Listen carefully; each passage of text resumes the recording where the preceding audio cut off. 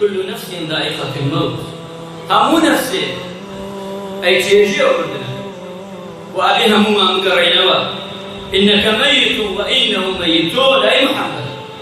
تود أمري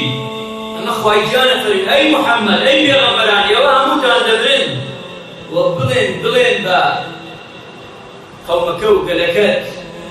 همو يعني تدبرن كس نامي أول وحدة بريان والله خلقكم ثم يتوفاكم فهموا ماني درس كردوا باشان شي دمان جيريتوا واجرا أم جاء پروردگارش أجل من هاتبه فإذا جاء أجل لا يستأخرون ساعة ولا يستقدمون والله أجل إسلام أجل من هاتبه يبدكا يكتشي كذا أجلكم لا نادا على نبي سليمان وزيري إيش لقوا وقلت الجرام وتوا والله أي يرموا عباد نبي سليمان ملك الموت هذا ولاي دان الشغل قال يا بياني زور تماشا وزيرك يتكلم بچاوي كيتر وقت وين يشتكي وزيري نبي خوا لدلي لخوي ما كاتر ويش ناسي أو بلام نبي سليمان يناسي قلت أي بيغمبري خوا أين لا خوا أنبياء وجيبوا وتي ناس ينبياء وتي والله بس زور تماشا يكردم نازل من ناسي رفيق ما نازل عداوتي لقل مايا شتيكي يغي لقل مايا أما نسيني من يكد تماشا يكويناك وتي ناس يوا وتي أول ملك الموت عليكات يواي وتأجنوش كام بياو يفسر دايلي رويش حستا مجزتي بجيش كرويش دواي ورودواي عسل ملك الموت هذا ولا نبي سليمان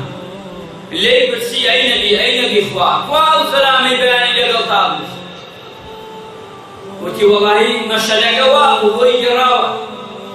كوتم تو ملك الموت يفسر رويش لكسا لا تسي تودا تماشاكل وتي أي بيغمبري خوا شاك بزان من بياني هذا أمر بيهم وحيم بياو الكشف همو جواب كتلو كيان دايب بين تواب ناوي وك ناوي شعور سايو بالاو تنانو قشتيو بلان يكشتي لقل كتلو كان أكونجا ودي تي أشونكو چونك خواهي لو أشونكشي داناوا لكتلو كي منو تودا لكوالا بي بلان أشونكو بويا وانا تماشام كر بوي بيت بوشونا على من رويشتم دواي من أبدي هذا بويا من يستار روحهم كشاواتهم بلايتو يمن خوما مباي خوما نجي بوشوني خواجان داينا وبرحمان كش زور جارلين خوزقايا نروايا بسفر خوزقايا مين كداي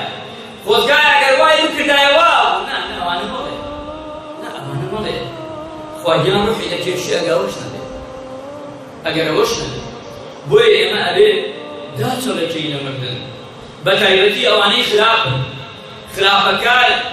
أواني كومالي خلق لقل ما ندينا قوسان فكر كنا هداكي خلاف 10 سال خلاف 20 سال خلاف 30 سال خلاف 50 سال 8 خلاف اسبين الرتم شنان إجوال تشيه بخواجيا إيكاد ملايكان دين هالسين تشيلي